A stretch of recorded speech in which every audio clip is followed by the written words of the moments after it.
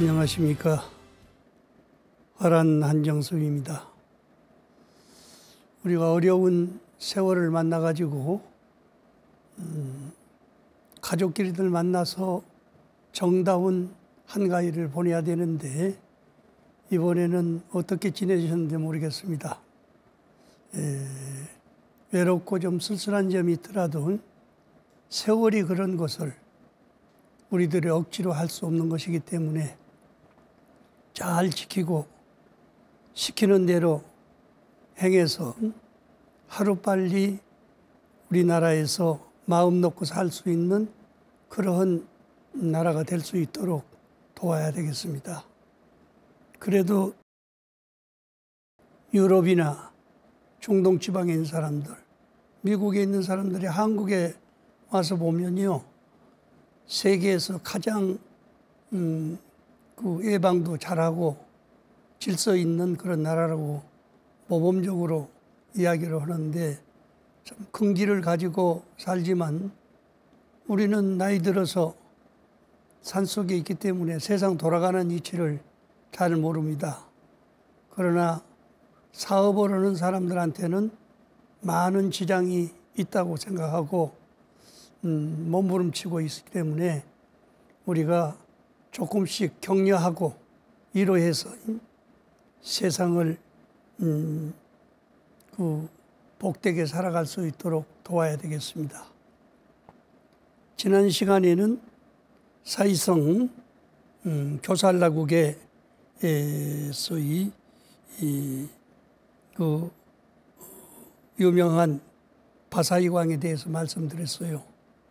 그분은 한때 한말들이 밥을 먹기 때문에 몸이 요즘 말로 300kg도 넘을 정도로 돼가지고 일어나기도 제대로 일어나지 못하고 앉는데도 옆에서 붙들어 잡아야 되고 이렇게 어렵게 지냈는데 부처님을 만나 뵈가지고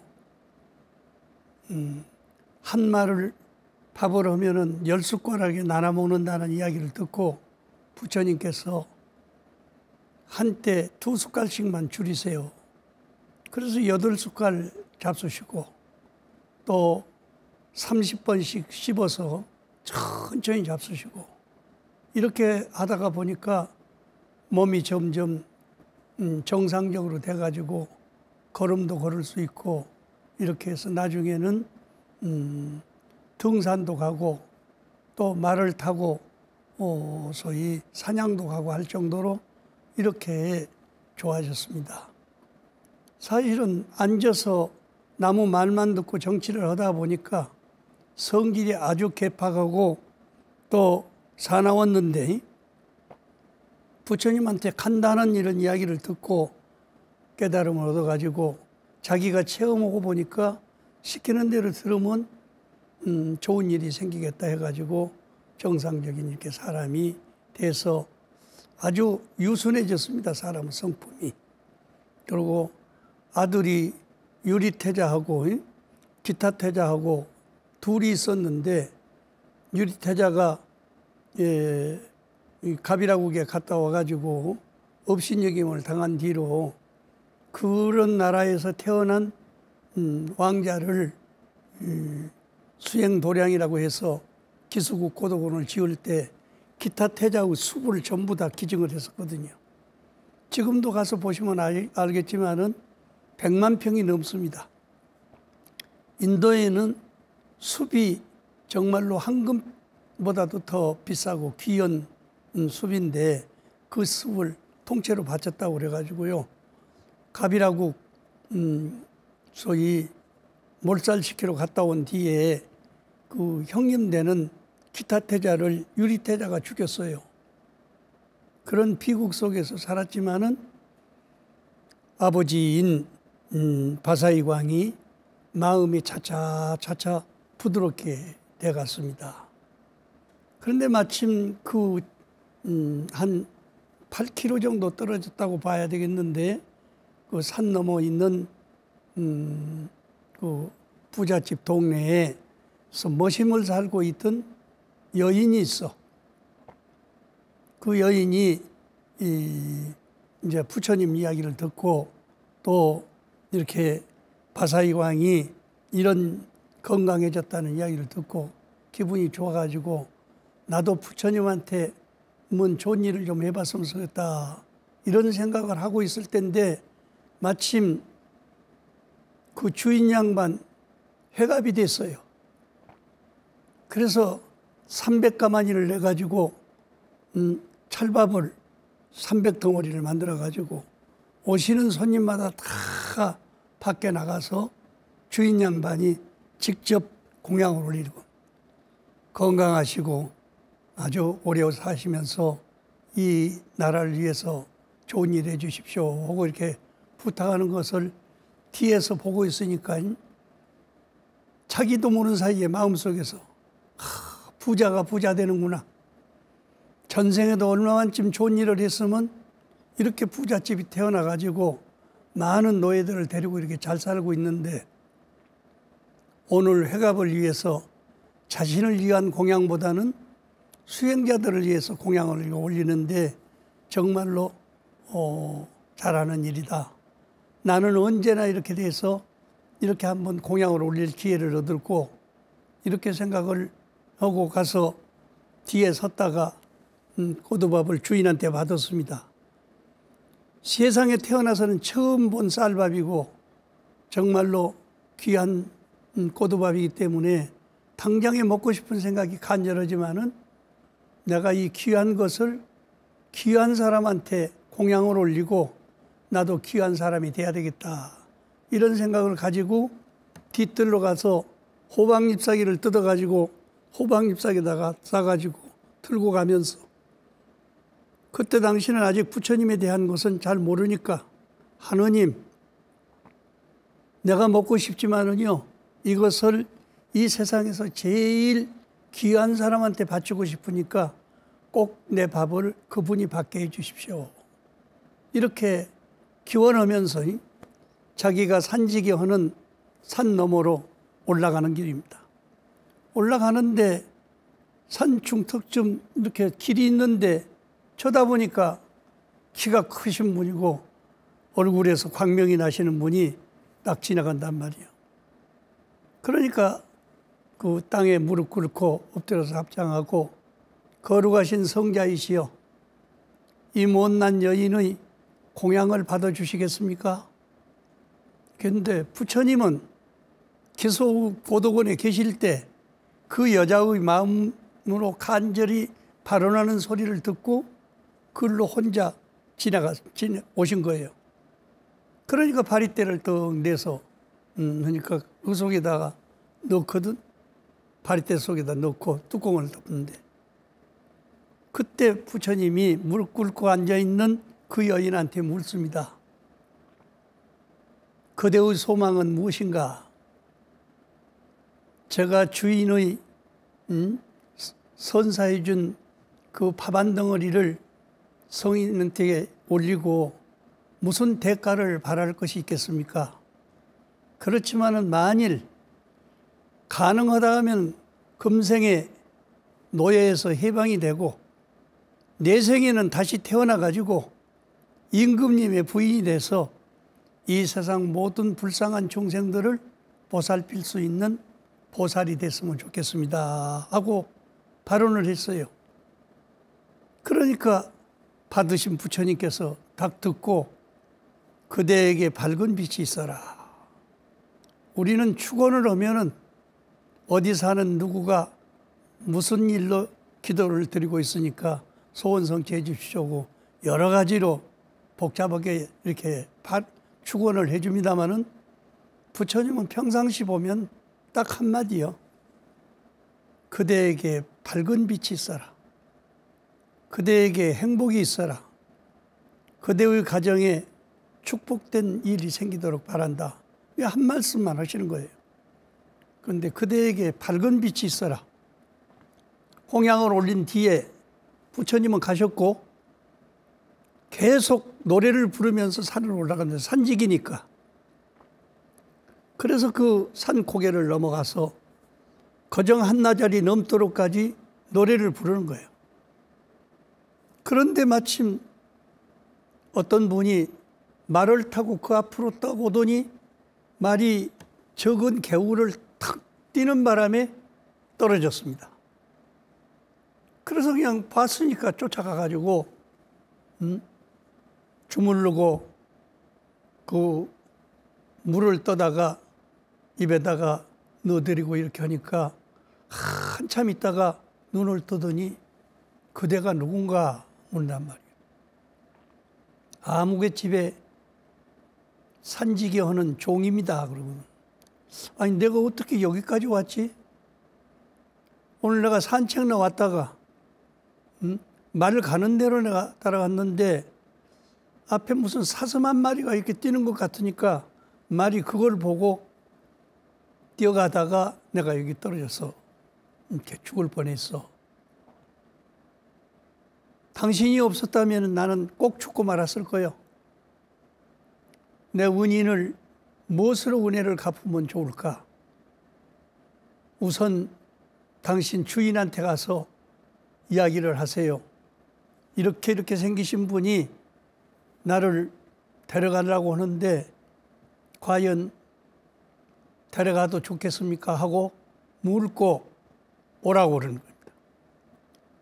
그 한 4km 되는 지점이니까 뛰어가가지고 주인한테 고백을 하는 거예요. 이러이렇게 생기신 분이 나를 데려가겠다고 하는데 주인 양반께서는 그분을 알겠습니까? 그러니까 이분이 그냥 주인이 깜짝 놀라면서 말이요. 내 나라 임금님이 어떻게 우리 산에까지 오셨지? 놀랄 일이다. 그분이 원래 걸음도 잘 못 걷고 했었는데 말을 타고 다닐 정도로 된 것도 부처님 덕분이요. 내가 어찌 가서 뵙지 않겠느냐. 그래가지고 즉시 가마를 가지고 와서 임금님을 태워가지고 가니까 임금님이 하는 말이 나는 저 여자가 아니었으면 꼭 죽었어. 그 은혜를 보답하기 위해서도 우리 궁중으로 데려와라. 그래서 옷도 한 벌 새로 해입히고 목욕시키고 해서 궁중으로 데려오라고 합니다. 그래서 데리고 가가지고 목욕시켜가지고 궁중으로 가니까 임금님이 하는 말이 내가 저 여자 아니었으면 꼭 죽었는데 그 은혜를 보답하기 위해서도 내 곁에서 좀 머물도록 해야 되겠다. 오늘 저녁 내 방으로 데려온 수청을 들도록 해라. 그러니까 여자가 놀래가지고 임금님 저는 산 여자입니다. 아무것도 법칙을 몰라요. 어른들 섬기는 것도 말할 것 없지만은 더군다나 세상에 태어나서 남자를 섬겨본 일이 없는데 뭘 법도를 알아야 되지 않습니까? 내가 도망가는 사람은 아니니까 저에게 석 달만 여유를 주시고 임금님이 잡수시는 차, 옆에 꽂는 꽃, 기타 음식은 무슨 음식을 잡수고 뭘 좋아한다는 이야기를 내가 듣고 낱낱이 대면서 배워가지고 내 손수 마련해서 갖다 바치게 될 때 제가 임금님을 모시면 안 되겠습니까? 허허, 별 사람이 다 있구나. 나하고 인연을 맺은 사람이 이게 300명이 넘어. 궁중에서 저녁 때만 되면 화장하고 누가 나를 불러주느냐 하고 기대하고들 있어. 그런데 너는 불러줘도 지금 당장에는 안 되겠다고 이렇게 말을 하니 정말로 놀릴 만한 사람이다. 천상에서 내려온 사람이냐? 이렇게 하시면서 그렇게 하라고. 우리가 매년 7월달, 8월달 한 달 동안에 길쌈 하는 거, 차 내리는 거, 또는 무용 하는 거 이런 것들을 배운 여인들이 전 국가적인 면에서 모여가지고 춤추고 노래하고 하는데 그때 그 장소에서 당신도 그래서 배워가지고 훌륭하게 잘하면 그 가운데서 뽑아서 대중의 모델로서 들어오게 된다면 얼마나 좋겠느냐. 그래서 석 달 동안 놔뒀어요. 그때가 바로 5월 말입니다. 그런데 6월 달, 7월 달 석 달 동안 훈련을 받아가지고 그 3,000명이 넘는 소위 사이국, 교살라국이지. 교살라국의 모든 여인들이 모인 장소에서 아주 재미있게 배 짜는 것이라든지 밴을 나는 것이라든지 춤을 추는 것이라든지 노래 부르는 것이라든지 다 돌아가면서 이제 뻔을 보입니다.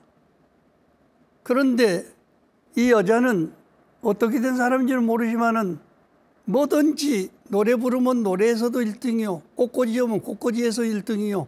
차 대리면 차 대리는 1등이란 말이에요. 3일 동안 이 대회를 잘한 뒤에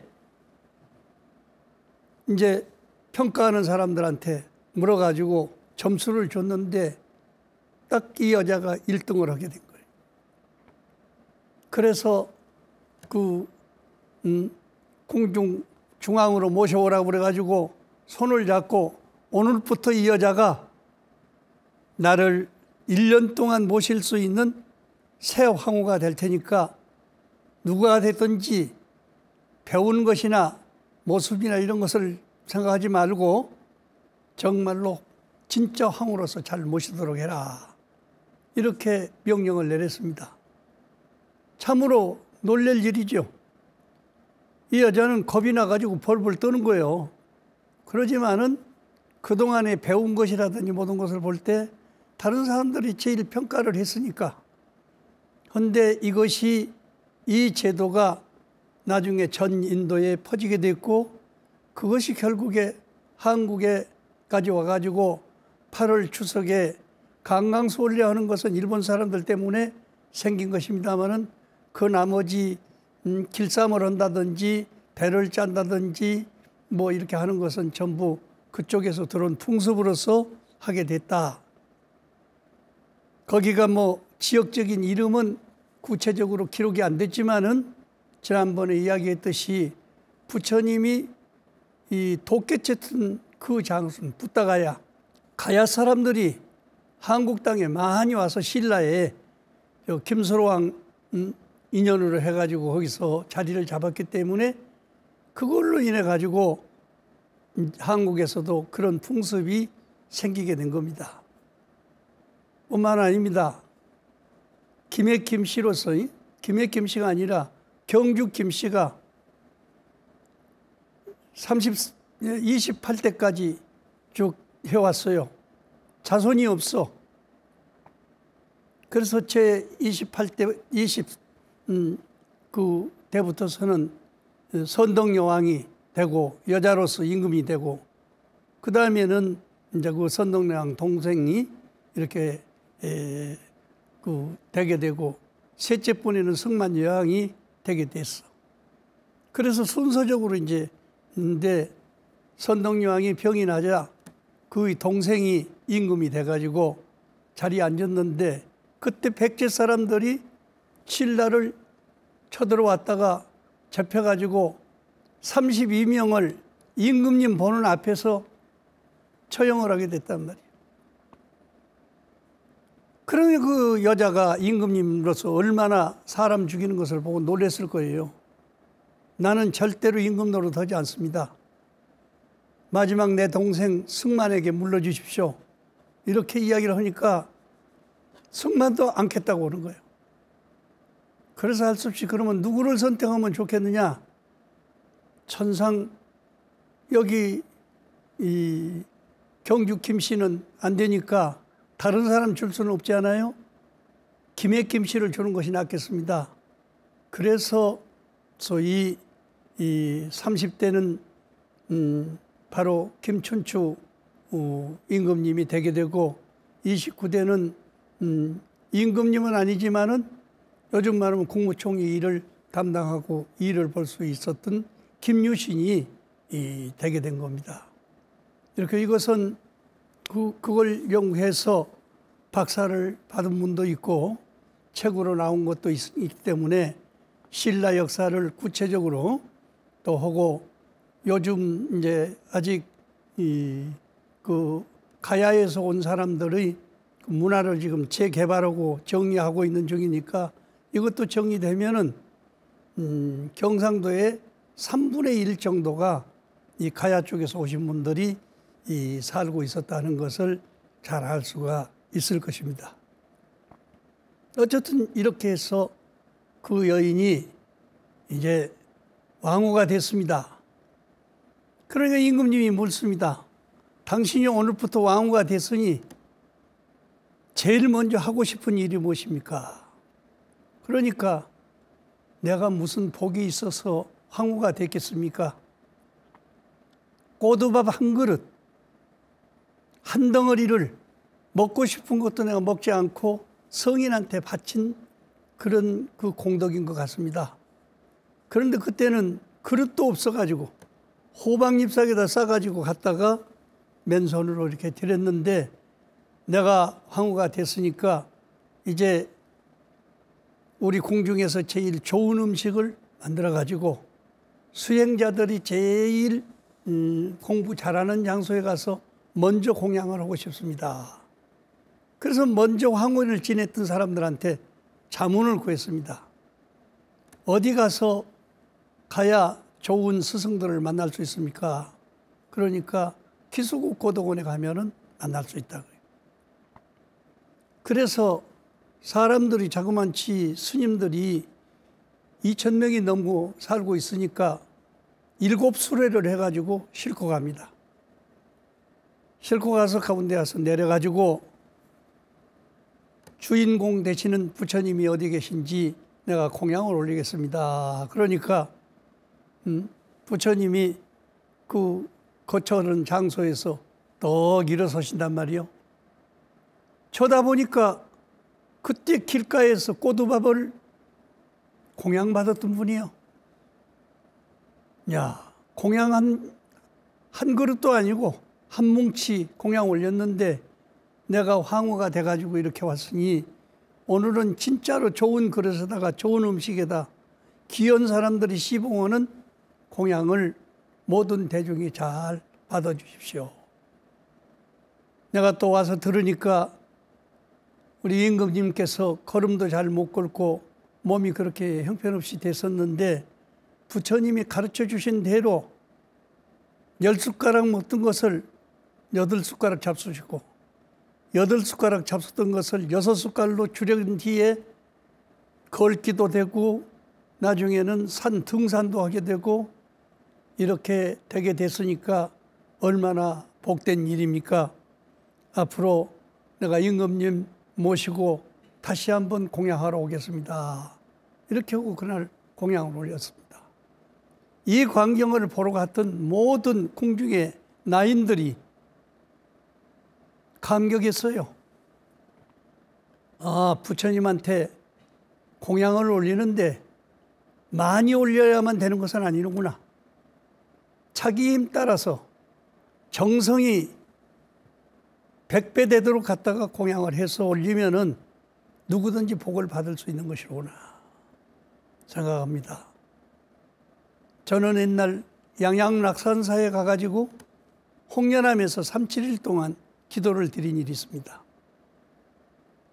그러니까 너무 그 6.25 후에 험한 장소기 때문에 청소도 제대로 되지 않고 엉망진창입니다.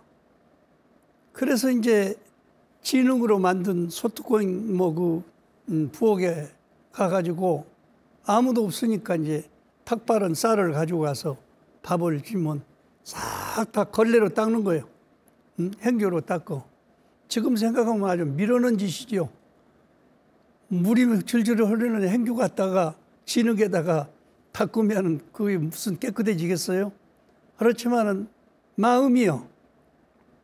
그러니까 그 가서 깨끗이 3번 닦고 또 주의도 쓸고 불 때면서도 천수경 외우고 반야심경 외우고 이렇게 해서 밥이 다 끓으면 이제 담아가지고 올리는데 주지 스님이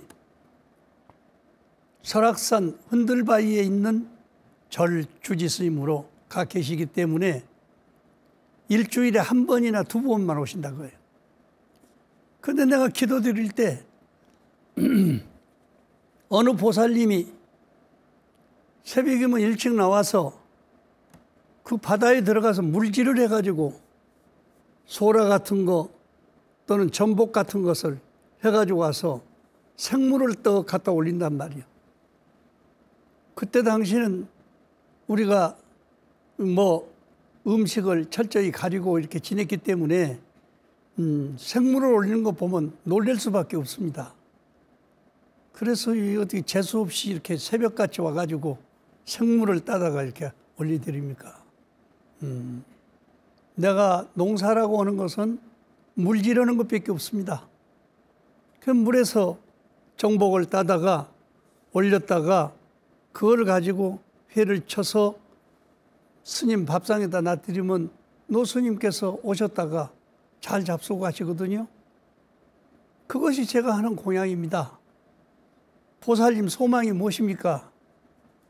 저는요, 저 건너 보이는 고성이 내 고향 집이에요. 뻔을 보면서도 물질로 넣어가지고 그 사이에 산발선이 그어져가지고 저는 집을 보면서도 가지 못합니다. 저희 소망은 남북통일입니다. 딱 그런단 말이에요. 저희들은 기도드리면서도 총명이 좀 되게 해가지고 경전 제대로 보게 해주고 이렇게 하길 바랍니다 할 정도로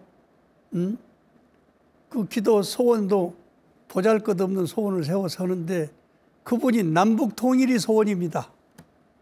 내 농사는 밭이나 논에서 짓는 것이 아니고 저 바다에 들어가 가지고 전복이나 소라를 따다가 갖다 팔아서 사는 것이기 때문에 저희 농사 짓는 가운데 제일 처음에 딴 거 갖다가 바치는데 제가 잘못됐을까요? 크게 내가 반성을 했습니다. 합장을 하고 거룩하십니다.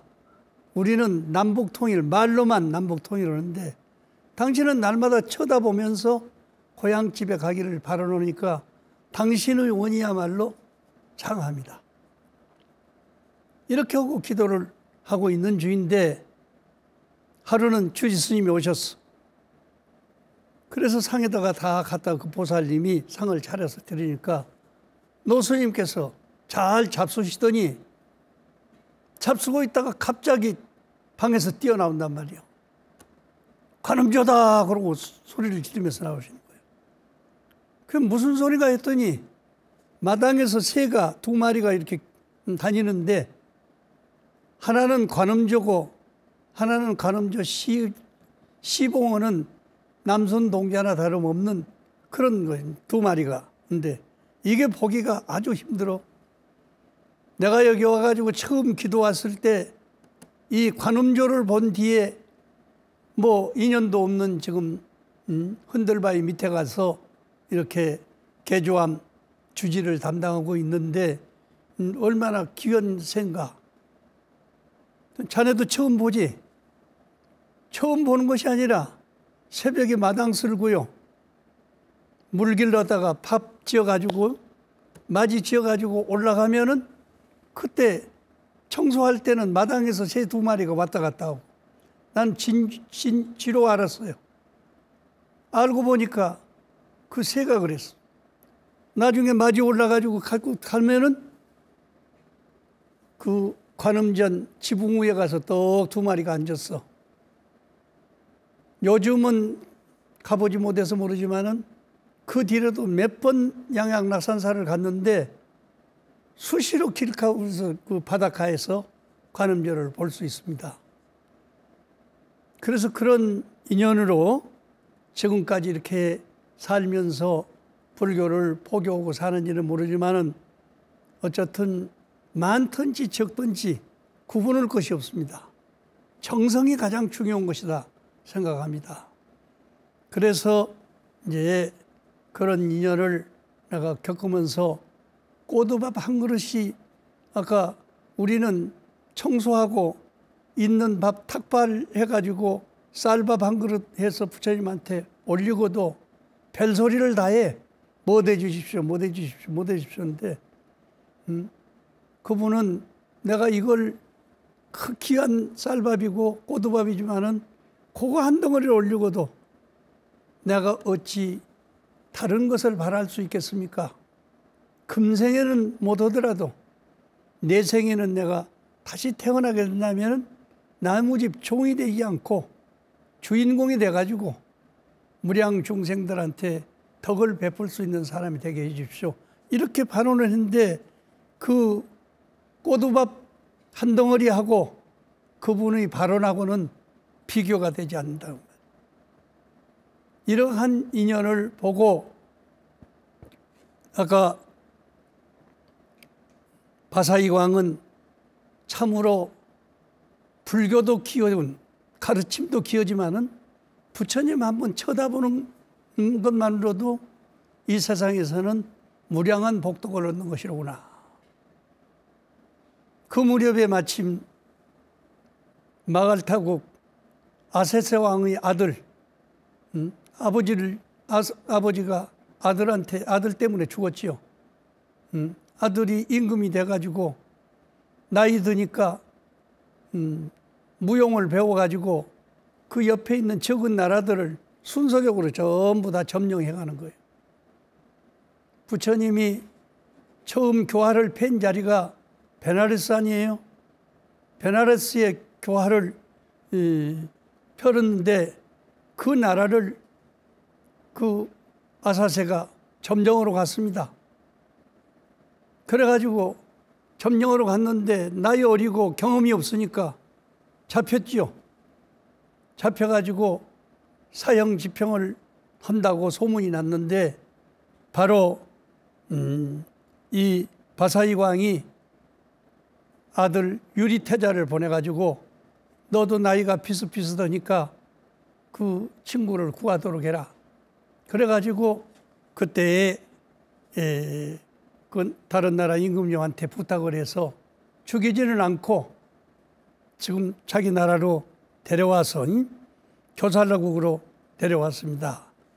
그때 그 두 태자들이 있는 데서 부처님께서 가르친 이야기가 여러 가지가 있습니다마는 앞으로 나라를 다스릴 때 절대로 소위 망하지 않도록 하려면은 이런 것을 지켜야 된다. 신뢰를 얻어야 돼. 임금님은 백성들의 신뢰를 얻어야 되고 또 이웃 나라의 임금님들이나 태자들한테 신용을 얻어야 서로 전복하지 않고도 살 수가 있어. 그렇게 하려면 어떻게 되냐? 마음이 착해져야 돼. 마음을 악하게 쓰면 안 된다. 악한 마음을 뒤집어 가지고 착한 마음을 가지도록 해라. 그 다음에 항상 학문을 하는 것. 임금님 아들들은 무술만 주로 배운단 말이에요. 그런데 학문을 배우면 학문 속에서 사람 되는 방법이 그 속에 들어있어. 그러니까 둘이는 같이 학문을 배우도록 하고 또 틈만 나면은 사냥 가고 씨름하고 이상한 짓을 많이 하는 그런 놀이를 하는데 그런 것도 중요하지만은 공부하는 노력을 해라. 옛 조상들이 물려주신 역사를 바르게 이해하고 또 힌두교나 바라문교에서 가르치는 성경을 읽어서 사람 되는 모습을 더욱 노력을 하면은 나라도 발라지고 그대들도 훌륭한 사람이 될 것이다. 그리고 바른 생각을 갖추고 지식보다는 선정을 잡고 마음을 안정하는 너희 이 임금님이 왜 저렇게 숨이 가뻤던 것이 펴졌느냐? 내가 음식도 조절해서 잡수라고 했지만은 인생은 숨 하나에 달려 있어. 들숨 날숨. 들어가는 숨 잘 쉬고 나오는 숨 잘 나오면은 절대로 죽지 않거든. 이런 것을 잘 배워서 생각을 바르게 가르치면은 겉으로 보는 외식보다는 안으로 장엄된 그런 인간을 형성하면은 잘 되고 가능하면 우리 제자들처럼 이빠서 하나를 닦아가지고 초선, 2선, 3선, 4선 공무변체, 식무변체 하는 이런 과정을 잘 밟아서 인격이 형성되면은 누가 침범을 해오라 해도 침범을 못한다. 이 이야기로 인해서요, 두 나라 임금님, 그 주위에 있는 16나라가 있는데 14나라 임금님 자손들이 같이 모여서 요즘 말하면 동맹을 맺어가지고 절대로 우리는 우리끼리 이 주위에 있는 사람들끼리 침범을 하고 싸우지 않기로 약속을 했습니다. 그래서 그 뒤로 아쇼카 임금님이 태어나가지고 300년 동안 인도 전역뿐 아니라 유럽까지 로마까지 갔다 오면서도 사람 하나 죽이지 않고 정말로 백성들을 사랑하고 내지 짐승들까지 사랑을 해요. 나는 그 아쇼카 임금님이 세운 비석을 그 파키스탄에서 보고 놀랐습니다. 농사를 많이 짓는 이 장소에서는 소가 부모님보다 더 중요하다. 소가 병이 나면은 너삼을 먹어라. 우리나라에서도 소가 병이 나면 너삼 이런 것을 먹이는데 거기 가서 기록이 그렇게 돼 있어요. 그것을 산에서 길러가지고 사람 약으로만 쓰지 말고 소우 약으로 써라. 짐승들을 보호할 수 있는 마음 자세를 가진 사람들이 몇이나 됩니까? 그런데 자기가 애완동물로 사용하는 것이 아니고 정말로 귀한 그 소위 이 수행의 도리로서 짐승들도 잘 기르고 보호하고 해서 농사도 잘 짓고 이렇게 해가지고 인도가 세계에서 그때 당시는요 제일 가는 부자나 다름없습니다. 뭐 미국은 이 근래에 와서 큰 소리 치지만은 그때 당시는 중국 아니면 인도예요. 땅도 넓기가 제일 넓고 인구도 지금도 14억 인구가 넘으니까 그렇게 해서 이제 소위 여러 왕자들을 단합하게 만들고 깨닫게 만들고 이렇게 해주셨기 때문에 부처님은 그 뒤로 얼마 안 있다가 돌아가시지만은 인도에서는 아버지로서 최고의 존경받는 인격자로서 이렇게 하게 됐고 그 간디 같은 분 이런 분들이 독립운동을 하면서도 남의 나라 거 탐내지 말고 우리는 무명 심어가지고 무명 져서 무명병 옷 입고 살자.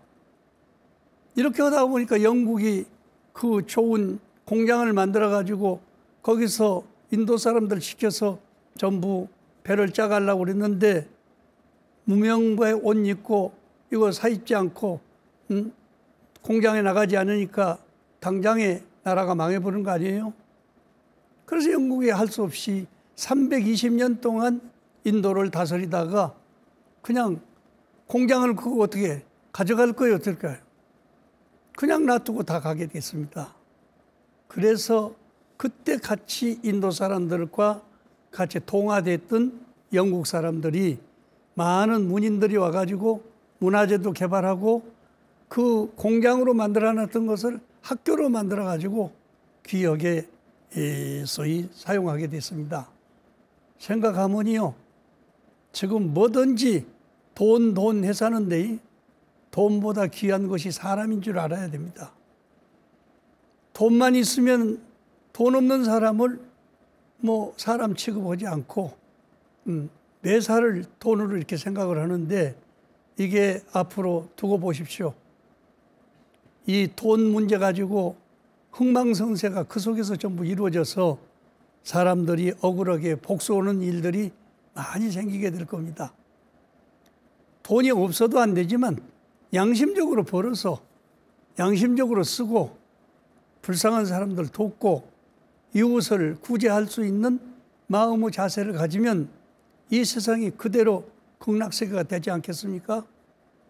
10만 8천이나 가지 않아도 이 자리가 그대로 극락세계가 되고 용화세계가 될 수 있는 그런 부처님 경전의 말씀이 뭐 절대 틀리지 않는 일이 될 겁니다. 그렇다고 가난하게 살라는 말은 아니요. 부지런히 노력해서 먹고 살 만큼 건강하게 이렇게 살 수 있는 길을 모색하도록 경전을 만들어놨어. 우리는 동방만월세계 약사열애 부처님을 막 깨우면서 말이요. 뭘 해달라고 부탁드리는데 약사열애가 어떻게 해서 약사불이 됐어요? 12대원을 세워가지고 12개 원을 세워가지고 그것을 실천해서 약사열애가 된 겁니다. 그러니까 약사열애의 12대원을 세운 것을 보고 인도에 있는 모든 신들이 거기에 주관을 해서 정말로 그런 양심적으로 사는 사람은 도와야 되겠다. 이렇게 하니까 약사 7불이 생기고 약사 칠성이 생겨가지고 여러 가지 우리에게 도움되는 그런 일을 하게 됐습니다. 이것은 대성불교에 가가지고 내가 구체적으로 이야기하겠습니다만은 우리는 불교를 부처님께서 가르침을 줘서 그대로 실천하면 이 지상에서 누구나 잘 살 수 있다고 하는 것을 가르쳐 주셨는데 우리는 이제 다른 세계에 가야만 잘 살 수 있다. 극락세계에 가야만 영원한 생명관을 실천할 수 있다. 그런데 부처님이 깨달으신 도가 뭐예요? 몸뚱아리는 흩어지더라도 마음은 흩어지지 않는다고 하는 이치를 확실히 알았으니까 누구든지 법신도리를 깨달으면 한 발짝 옮기지 않고도 성불할 수 있고 또 성불한 마음으로 어리석은 중생들을 제도하면 이 세계가 불국토가 될 수 있다고 이렇게 가르치고 있습니다. 이런 점을 비춰볼 때 불교를 부처님이 가르친 불교와 지금 우리들이 신앙하는 불교가 얼마나 차이가 있는가 이것을 스스로 반성하면서 고쳐나갈 수 있도록 하자 해서 지금 불교 교단사를 하고 있는 겁니다. 잘못하면요 다른 신앙하는 사람을 폄하하고 업신여긴 것 같이 느껴질 염려가 있기 때문에 우리 선배되는 김동하 박사님이나 권상루 박사님이 이런 글을 정리해놓고도 강의를 못했어요. 이 종단 붕괴로 인해 가지고 심히 싸우고 있는데 그런 이야기 잘못하다가 보면은 욕이나 먹지 않을까 해서 못했는데 늦었지만은 내가 이제 대신 이렇게 말씀드리면서 어느 것이 옳고 어느 것이 그런가는 여러분들이 판단해야 된다고 생각합니다. 아무쪼록 건강하시고 행복하시기 바랍니다. 감사합니다.